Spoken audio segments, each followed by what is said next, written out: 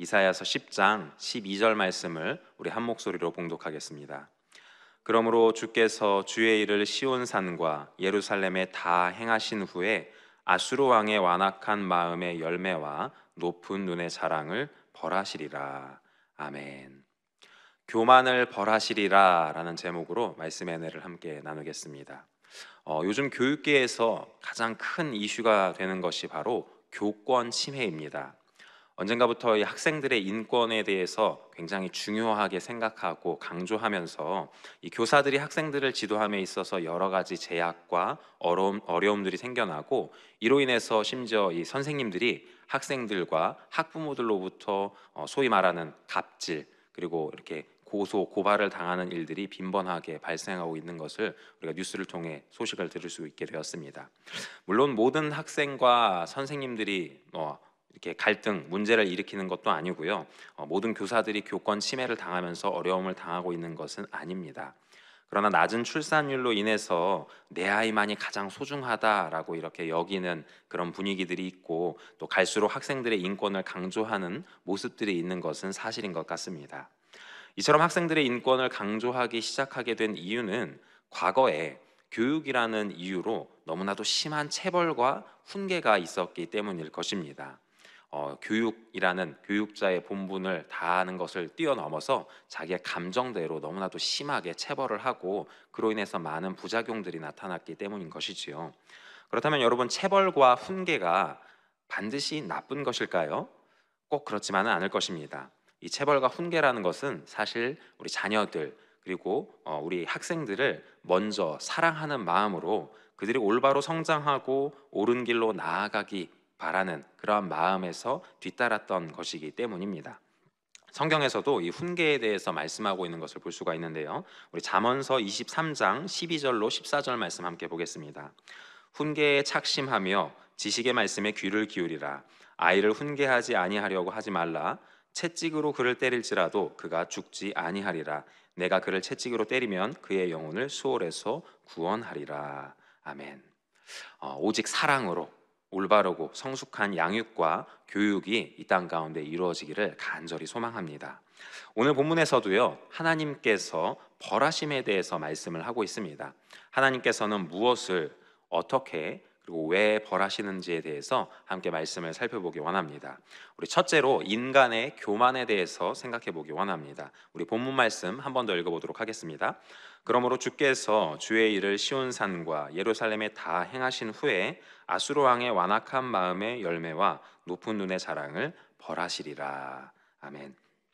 하나님께서 말씀하시기를 이 아수르 왕의 완악한 마음의 열매, 그리고 높은 눈의 자랑, 즉 그들의 교만을 벌하시겠다라고 말씀을 하고 계십니다. 여러분, 아수르는요, 강력한 군사력을 바탕으로 주변국들을 두려움에 떨게 했던 나라입니다. 그들이 얼마나 잔인하게 여러 나라들을 침략하고 또 그들을 이렇게 약탈하고 교만하였는지 모릅니다. 지난 이스라엘 성지순례에서 이스라엘 박물관을 관람하신 분들은 이 아수르 그 모습들을 이렇게 조각해 놓은 부조를 기억하실 것입니다. 그 화면을 잠깐 띄워주실 텐데요. 아수르가 이스라엘을 비롯한 여러 지역들을 잔인하게 침략하고 또 주변 국가들에게 많은 조공과 심지어 노예들까지도 이렇게 받는 모습들이 조각되어 있고요. 또 화면에 보시는 모습들은 그러한 악행들을 일삼고 호화스럽게 연회를 즐기고 있는 모습들을 돌판에 새겨서 이렇게 전시해 놓은 것을 우리가 보았습니다. 그리고 영국의 대형 박물관에 가면은 더 많은 아수르 시대 부조들을 이렇게 보유하고 있는데요. 아수르 왕이 이렇게 사자 사냥을 하고 있는 장면을 조각해 둔 것입니다. 그런데 잘 보이실지 모르겠는데 특이한 사실이 있는데요. 저 위쪽에 보면은 사자들이 야생에 그냥 풀어놓은 사자들을 사냥하는 것이 아니라 우리의 가두어 놓았던 사자들을 풀어놓으면서 한쪽에서는 붙잡아 놓은 사자를 풀고 있고요, 다른 한쪽에서는 그러한 사자들을 사냥하고 있는 모습을 보고 있습니다. 또 왜 그러는 것일까요? 왕의 유희를 위하여서, 이 야수로 왕의 즐거움을 위하여서 어디 멀리서 사자를 붙잡아고 데려온 다음에 사냥터에서 그들을 풀어놓고 왕이 사냥을 즐기게끔 한 모습들을 행하였고, 그것을 이렇게 기록해 놓은 것입니다. 이런 사냥 과정에서 실수로 사람이 죽는 모습들도 이렇게 나타나게 되는 것을 조각으로 남겨놓고 있는데, 이것에 아랑곳하지 않고 왕은 그저 즐겁게 사냥을 즐기고 있는 모습들을 우리는 확인해 볼 수가 있습니다. 이처럼 잔인하고 교만한 아수르의 모습이 역사적으로 기록되어 있고, 또 오늘날에도 우리가 그런 것들을 확인할 수 있고, 하나님께서도 그것을 말씀하시면서 그들을 벌하시겠다라고 말씀하고 계십니다. 그런데 한 가지 조건이 붙습니다. 하나님께서 그냥 이 아수르를 벌하시겠다라고 말씀하시는 것이 아니라 그에 앞서서 한 가지 조건에 대해서 이야기하시는데, 그것이 무엇이냐? 우선 시온산과 예루살렘의 주의 일을 다 행하신 다음에, 주님께서 예루살렘에 뭔가 뜻하시는 일을 다 행하신 다음에 이 아수르를 멸망시키시겠다라고 말씀하고 계십니다. 주님께서 시온산과 예루살렘 행하실 일은 무엇일까요? 다름 아니라 그 예루살렘을, 이스라엘을 심판하시는 일입니다. 그리고 아이러니하게도 이 아수르를 들어서 그들을 심판하시는 것이 주님의 일이다, 그것을 앞서 행하신 다음에 아수르를 멸망하시겠다라고 이렇게 말씀하고 계십니다. 이스라엘은 하나님께서 택하셔서 애굽의 노예 생활에서 건지시고 가나안으로 인도하신 하나님의 택하신 백성들입니다. 그러나 그들은 하나님의 뜻대로 살지 않고 우상을 섬기고 불의한 삶을 일삼았습니다. 오래 참으시는 주님께서 여러 선지자들을 세우셔서 오랫동안 그들에게 경고의 말씀을 선포하셨죠. 너희들 그렇게 살아서는 안 된다. 내 말에 귀를 기울이고 내 뜻대로 돌이켜 살아가도록 하여라 라고 강조하셨습니다. 그들의 회개를 촉구하셨습니다. 그럼에도 불구하고 그들은 끝내 돌이키지 않았습니다. 왜 그랬을까요? 이스라엘 백성들 역시 교만했기 때문입니다. 그들의 마음에 하나님의 뜻보다, 하나님의 말씀보다 내 생각이, 내 경험이, 내가 보고 생각하고 판단하는 것이 옳다라고 생각하였기 때문에 그들이 기뻐하는 대로, 스스로 옳다라고 여기는 대로 행하였기 때문인 것입니다. 사실 여러분, 아수르나 이스라엘이나 오늘 이 자리에 모인 저와 여러분들이나 세상 모든 사람들은 교만한 자들입니다. 로마서 3장 10절에 기록된 바 의인은 없으니 하나도 없으며 라고 기록을 하고 있습니다. 태초에 에덴 동산에서 아담과 하와가 하나님 말씀에 불순종한 이유로 이 세상을 살아가는 모든 인류는 교만한 자들입니다. 하나님께서는 태초에 천지를 지으시고 아름다운 에덴 동산에 아담과 하와를 두셨지요. 그리고 그들에게 동산의 각종 나무의 열매는 임의로 먹되 선악을 알게 하는 나무의 열매는 먹지 말라 명하셨습니다. 그것을 먹으면 정령 죽으리라 라고 말씀하셨지요. 그러나 뱀의 꼬임에 넘어간 아담과 하와는 하나님의 말씀에 불순종함으로 선악과를 따먹었고 에덴 동산에서 쫓겨나게 되었습니다. 이렇게 하나님 앞에 불순종하는 죄를 지은 이유로 죄성을 가지고 살아가는 우리 모든 인간은 교만하고, 또 인류의 역사는 교만의 역사가 되었습니다. 스스로 하늘을 닦기 위해 바벨탑을 쌓기도 했고요, 또 스스로 옳다 여기는 일을 위하여서 상대를 짓밟고 멸시하고 핍박하는 일을 일삼는 것이 우리 인간의 모습이 되는 것입니다. 이러한 역사는 계속되면서 갈수록 심해질 것이다 라고 성경은 말씀하고 있는데요, 우리 디모데후서 3장 1절로 5절 말씀 함께 읽겠습니다. 너는 이것을 알라. 말세에 고통하는 때가 이르러 사람들이 자기를 사랑하며 돈을 사랑하며 자랑하며 교만하며 비방하며 부모를 거역하며 감사하지 아니하며 거룩하지 아니하며 무정하며 원통함을 풀지 아니하며 모함하며 절제하지 못하며 사나우며 선한 것을 좋아하지 아니하며 배신하며 조급하며 자만하며 쾌락을 사랑하기를 하나님 사랑하는 것보다 더하며 경건의 모양은 있으나 경건의 능력은 부인하는 이 같은 자들에게서 내가 돌아서라. 아멘. 하나님께서는 이처럼 교만한 인간들, 교만한 세상들을 보시고 그것을 그냥 두지 않으시고 벌하시겠다라고 말씀하고 계신데요, 우리 둘째로 교만을 벌하시는 하나님에 대해서 생각해 보겠습니다. 하나님은 교만한 인간을 모두 벌하셨습니다. 인간들이 교만하게 쌓았던 바벨탑을 무너뜨리셨고요, 이스라엘 역시 멸망당하였습니다. 그리고 이스라엘의 심판의 도구로 사용하셨던 교만한 아수르 역시 그들의 교만함으로 멸망을 당하였습니다. 성경 나훔서를 보면요, 이 아수르의 멸망에 대해서 예언을 하고 계십니다. 나훔서 2장 13절입니다. 만군의 야훼의 말씀에 내가 내 대적이 되며 내 병거들을 불살라 연기가 되게 하고 내 젊은 사자들을 칼로 멸할 것이며 내가 또 내 노력한 것을 땅에서 끊으리니 내 파견자의 목소리가 다시는 들리지 아니하리라 하셨느니라. 아멘. 하나님께서는 이 아수르가 불과 칼로 멸망당할 거다라고 이렇게 말씀을 하셨고요. 그 말씀 그대로 이루어진 것을 우리는 역사를 통해서 살펴볼 수가 있습니다. 앞서서 보여드렸던 그 아수르 시대의 부조, 또 그 밖에 여러 그 발굴물들을 고고학자들이 이렇게 발견을 했는데, 글쎄 그것들이 불에 그을린 자국들이 남아 있는 거예요. 불에 탄 자국들이 남아 있는 것을 역사적으로 확인을 했습니다. 그러니 주님께서 말씀하신 대로 아이들이 정말로 바벨론과 페르시아에 의해서 불로 불사름을 당하여서 멸망당하였구나, 또 칼로 인하여서, 전쟁으로 인하여서 이들이 멸망을 당하였구나라는 것을 확인해 볼 수가 있었습니다. 하나님께서는 이처럼 교만한 자들을 벌하신다라고 말씀하시고 그 말씀 그대로 행하시는 것을 우리가 볼 수가 있는데요. 하나님께서 이렇게 교만한 자들을 벌하시는 이유는 무엇일까요? 교만한 자들을 끊으시는 이유는 무엇일까요? 바로 교만이 우리 인간들로 하여금 하나님으로부터 멀어지게 하고 그로 말미암아 우리가 패망당하게 될 것을 아시기 때문입니다. 하나님께서는 인간들을 사랑하시고 우리 영혼을 구원하기 원하시기 때문에 우리가 교만함으로 말미암아 멸망당하지 않게 하시기 위하여서 우리를 훈계하시고 우리를 벌하신다라고 말씀하고 있는 것입니다. 야고보서 4장 12절입니다.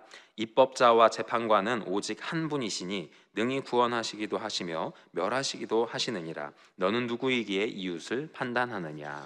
잠언 16장 18절도 보겠습니다. 교만은 패망의 선봉이요 거만한 마음은 넘어짐의 앞잡이니라. 아멘. 오직 하나님만이 우리의 주님이심을 잊어버리는 자들, 또 교만한 자들은 반드시 멸망당하게 될 것입니다. 오늘 감사 큐티 365 교재를 보면 러시아의 대문호이자 또 신실한 기독교 작가였던 톨스토이의 재난의 원인이라는 소설을 소개하고 있습니다.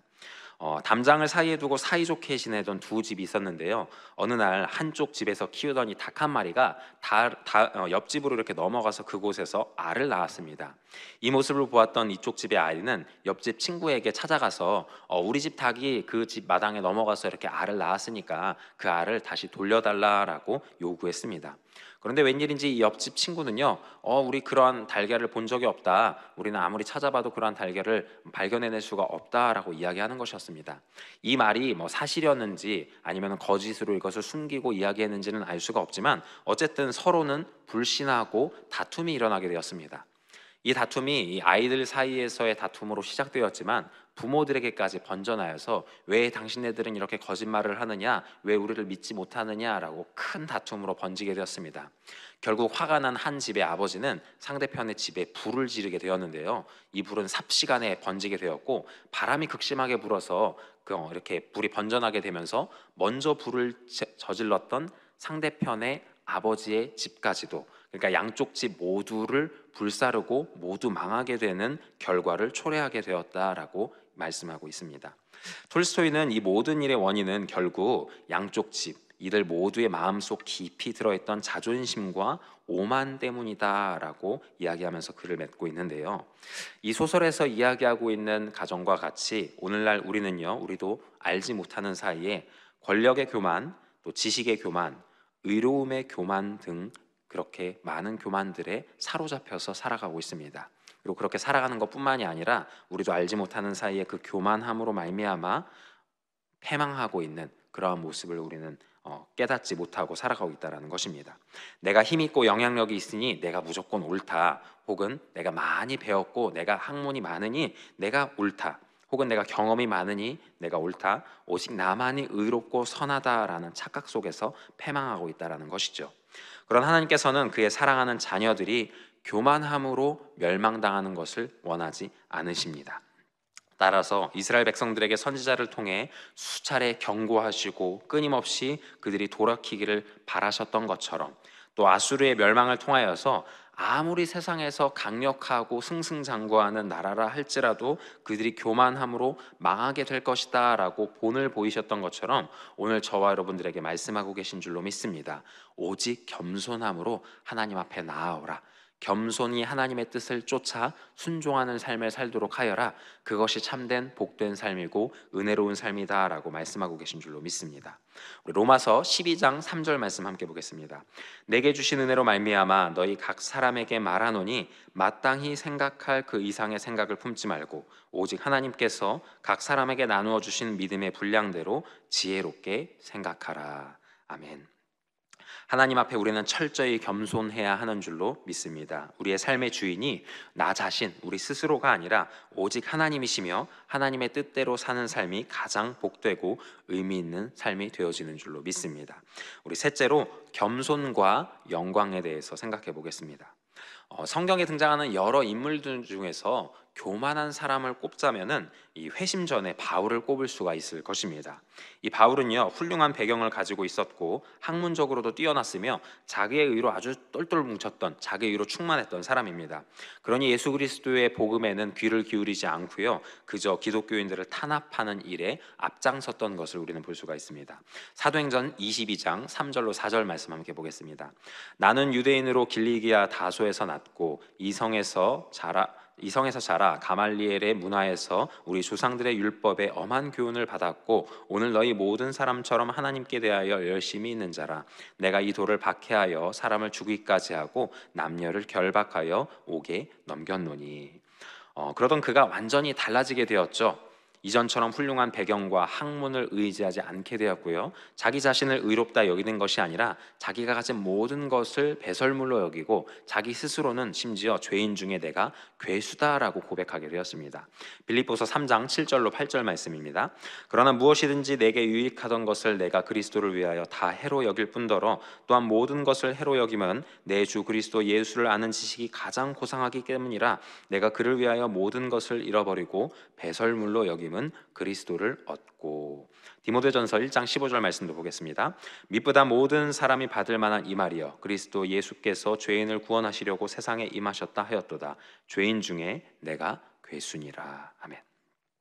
어떻게 된 일일까요? 어떻게 그렇게 교만하고 승승장구하던 바울이 한순간에 변화되게 된 것일까요? 바로 그가 다메섹으로 가던 길 위에서 예수님을 환상 중에 만나고 인격적으로 그를 모셔드리게 되었기 때문입니다. 겸손히 주님을 따르는 삶만이 참된 복된 삶이구나, 참으로 의미 있는 일이구나, 주님께서 참되게 우리를 영광스럽게 만드는 일이구나 깨닫게 되었던 것입니다. 사랑하는 여러분, 이 시간 저와 여러분 역시 다메섹에서 주님을 만났던 바울과 같이 주님을 인격적으로 만나기를 간절히 소망합니다. 우리가 주님을 인정하고 환영하고 모셔드리고 의지하는 삶을 살면요, 이 세상의 헛된 목적과 목표를 쫓아 나아가면서 교만하고 넘어지는 삶을 사는 것이 아니라 정말로 우리를 사랑하시는 주님의 그 마음과 인도하심 가운데 복된 삶을 살 수 있게 되어지는 줄로 믿습니다. 세상의 논리처럼 교만하면 오히려 무시를 당하고 손해를 보는 것이 아니라 주님 앞에 겸손히 주님의 뜻을 따라 나아가면 오히려 주님께서 우리를 더욱더 영광스럽게 일으켜 세우시고 사용하시는 은혜를 누릴 수 있게 되어지는 줄로 믿습니다. 우리 예수님께서도요, 우리에게 겸손의 본을 보여주셨습니다. 하나님의 아들로서 모든 하늘 영광을 누리시는 예수님께서는 겸손히 이 땅 가운데 오셨습니다. 우리와 똑같은 모습으로 우리와 같이 이 땅 가운데 오셔서 우리를 사랑하심으로 우리의 죄악과 우리의 교만을 씻어주시기 위하여 십자가에 못 박혀 돌아가신 것을 우리는 기억하고 있습니다. 그리고 바울은 우리 역시도 예수님과 같이 예수님의 마음을 품어라 라고 권면하고 있습니다. 우리 빌립보서 2장 5절부터 말씀 함께 살펴보도록 하겠습니다. 너희 안에 이 마음을 품으라. 곧 그리스도 예수의 마음이니 그는 근본 하나님의 본체시나 하나님과 동등됨을 취할 것으로 여기지 아니하시고 오히려 자기를 비워 종의 형체를 가지사 사람들과 같이 되셨고 사람의 모양으로 나타나사 자기를 낮추시고 죽기까지 복종하셨으니 곧 십자가에 죽으심이라. 이러므로 하나님이 그를 지극히 높여 모든 이름 위에 뛰어난 이름을 주사 하늘에 있는 자들과 땅에 있는 자들과 땅 아래에 있는 자들로 모든 무릎을 예수의 이름에 꿇게 하시고 모든 입으로 예수 그리스도를 주라 시인하여 하나님 아버지께 영광을 돌리게 하셨느니라. 아멘. 사랑하는 성도 여러분, 세상에서는요, 때로는 겸손하면 손해를 본다고 말합니다. 교만까지는 아니더라도 당당히 자기 주장을 펼치고 적당히 자기 이익을 챙기는 것이 지혜로운 삶이다라고 가르치고 그렇게 살기를 강요합니다.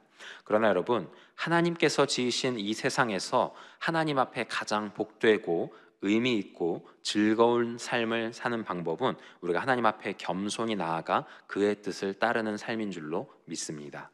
요한복음 15장 5절 말씀입니다. 나는 포도나무요 너희는 가지라. 그가 내 안에 내가 그 안에 거하면 사람이 열매를 많이 맺나니 나를 떠나서는 너희가 아무것도 할 수 없음이라.